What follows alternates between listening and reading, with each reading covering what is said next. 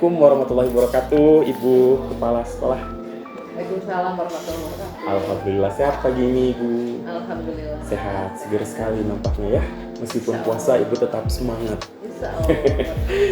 Saum itu tidak menghentikan langkah kita untuk tetap berkarya. Ya, betul sekali, Ibu.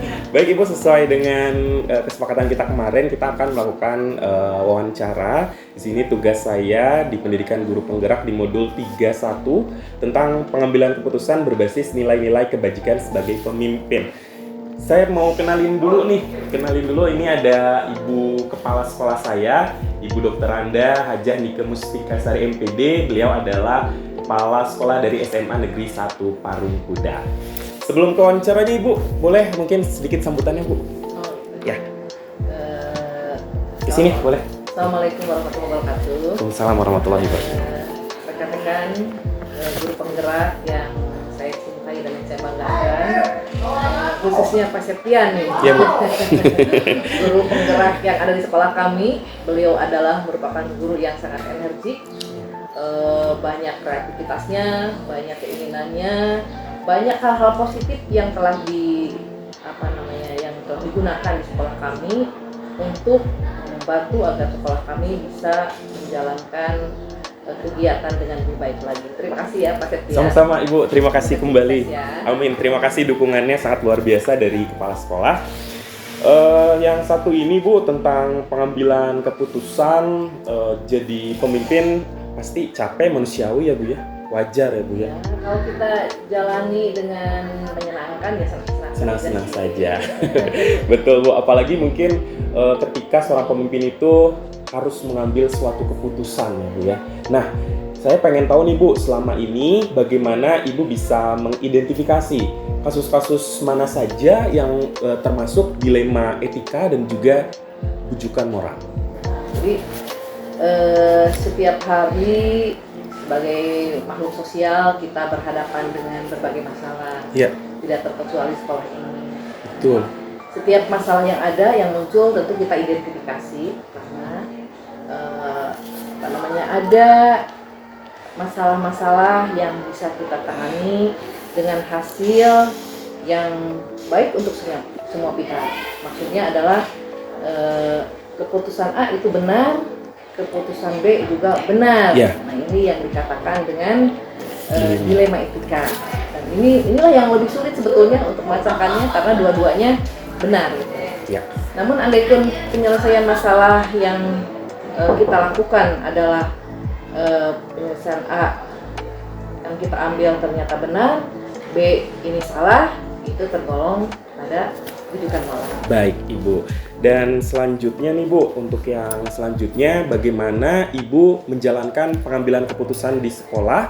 Ini terutama untuk kasus-kasus yang tadi Ibu katakan ya, dilema etika sama-sama benar, kalau bujukan moral kan sama-sama salah. Kita ke dilema etikanya. Jadi Ibu bagaimana menjalankan pengambilan keputusan di sekolah, terutama untuk kasus-kasus yang dua-duanya itu sama-sama benar dan mengandung nilai-nilai kebajikan. Wah, itu pasti menjadi dilema sekali. Gimana, Bu? Iya, itu saja ya. Nah, dalam pengambilan keputusan, saya biasanya tidak one man show lah, tidak sendirian. Betul. Gitu kan.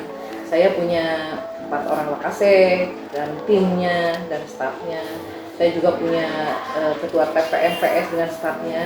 Kami biasanya berkolaborasi untuk mengadakan rapat, mengadakan diskusi bagaimana, dan kita menganalisis setiap permasalahan yang ada agar setiap masalah yang muncul itu merupakan hasil pemikiran semuanya. Biasanya kalau hasil pemikiran semua, kita akan mendapatkan hasil yang baik, yang terbaik yang disatukan terutama untuk anak-anak kita.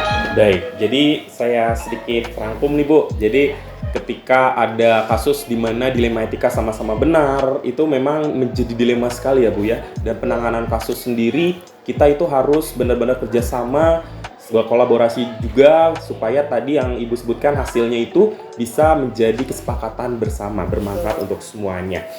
Kalau langkah-langkah sendiri, Ibu sepertinya bagaimana, Bu, untuk prosedur seperti apa yang biasa Ibu lakukan selama ini? Langkah-langkah menyelesaikan masalahnya seperti apa, Bu?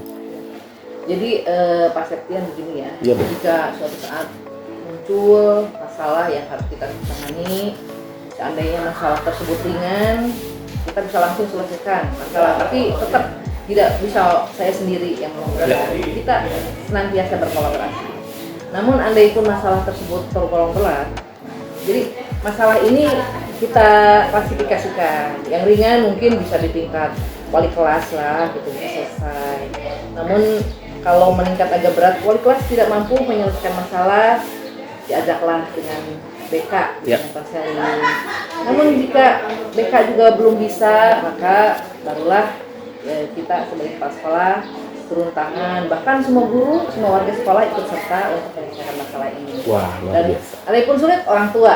Betul. Orang tua kita panggil, komite sekolah juga sama-sama harus berkolaborasi untuk menyelesaikan masalah. Wah, luar biasa nih Bu. Berarti Ibu senang kita sama-sama berkolaborasi ya Bu ya, dalam menangani suatu masalah, dan Ibu juga saya lihat nampaknya bisa memilih dan juga memilah, mengidentifikasi kasus-kasus mana saja yang termasuk kasus berat, dan bagaimana cara menyelesaikan kasus berat, mana juga menyelesaikan kasus yang ringan. Wah, luar biasa nih Bu Nike. Banyak nanti pengalaman yang bisa saya dapatkan dari Bu Nike. Selanjutnya, hal apa saja nih Bu yang tadi selama ini Ibu anggap efektif dalam pengambilan keputusan, terutama kasus-kasus yang dilema etika, yang cara efektif atau bisa dikenal cara efektif untuk menyelesaikan suatu kasus ataupun permasalahan? Jadi menurut saya tadi kan kita sudah katakan bahwa prinsipnya kolaborasi. Ya. Setelah kolaborasi kita tentu mengklasifikasikan setiap pasal yang ada. Nah, kaitan jika kita bertemu dengan masalah yang tadi dilematika, di mana setiap pengambilan keputusan itu dua-duanya sama benar, ya kan sulit ya.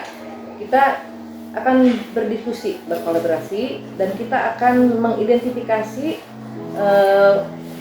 penyelesaian mana yang lebih banyak positifnya. Tentu itu yang harus kita ambil, karena meskipun sama-sama baik, tentu kita akan, kalau diidentifikasi kan tentu ada lah yang mana yang lebih banyak positifnya. Betul. Biasanya. Jadi dicari terlebih dahulu, meskipun sama-sama benar, pasti ada jawaban yang terbaik ya Bu. Iya, betul. Tentu saja melihat situasi kondisi, kalau itu berhubungan dengan siswa, berarti mana yang lebih banyak positifnya untuk anak tersebut. Ya, dicari nilai-nilai kebajikannya yang banyak ya Bu ya.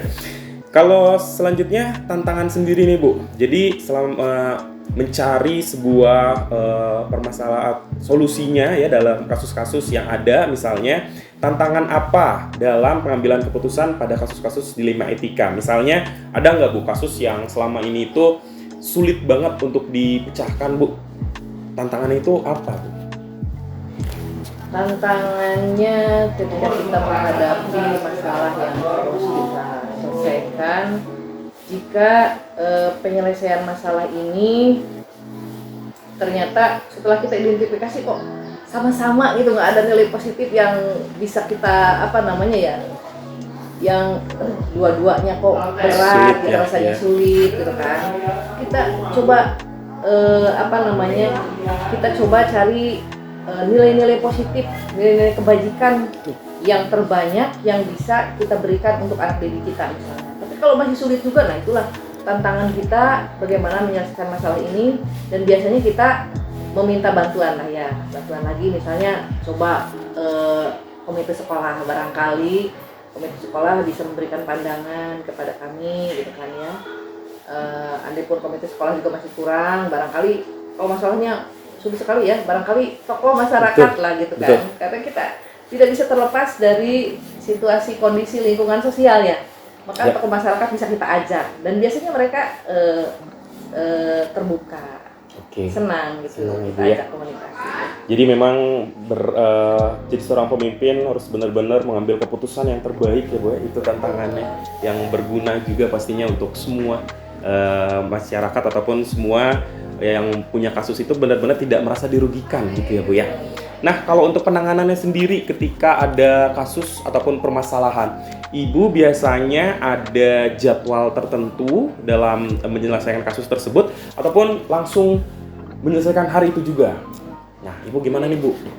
Jadi selama ini tergantung masalahnya. Tergantung masalahnya. Kalau masalahnya ringan, saya kira lebih cepat lebih baik ya tiap masalah itu. Kalau masalahnya ringan, Ya.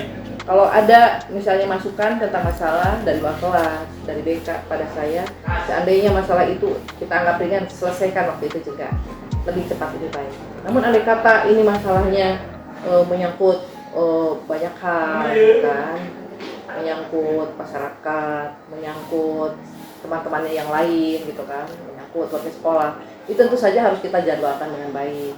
Mengingat mungkin banyaknya orang-orang yang harus kita ajak berdiskusi dalam kegiatan itu. Maka semuanya harus kita jadwalkan. Oke, jadi tergantung masalahnya Bu ya.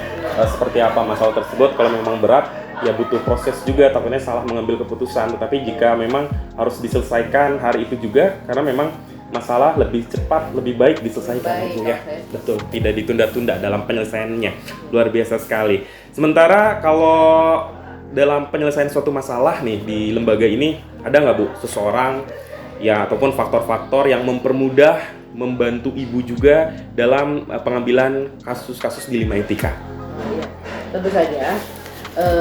Saya sebagai kepala sekolah dibantu oleh 4 orang lokase. Ya. Ada ketua TPMPS juga, ada timnya, stafnya. Tentu mereka semua yang ada dalam tim saya sangat membantu saya dalam menyelesaikan masalah. Saya sendiri dalam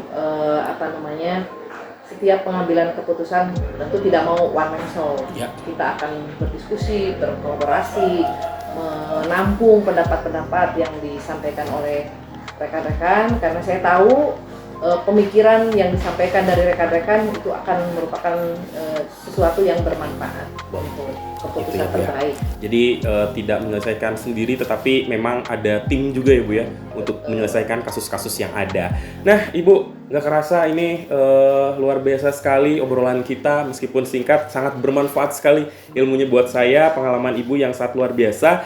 Jadi apa nih Bu kesimpulannya ataupun pembelajaran apa yang bisa Ibu petik dari pengalaman selama Ibu menjadi pemimpin mengambil keputusan di Lima Etika? Apa Bu?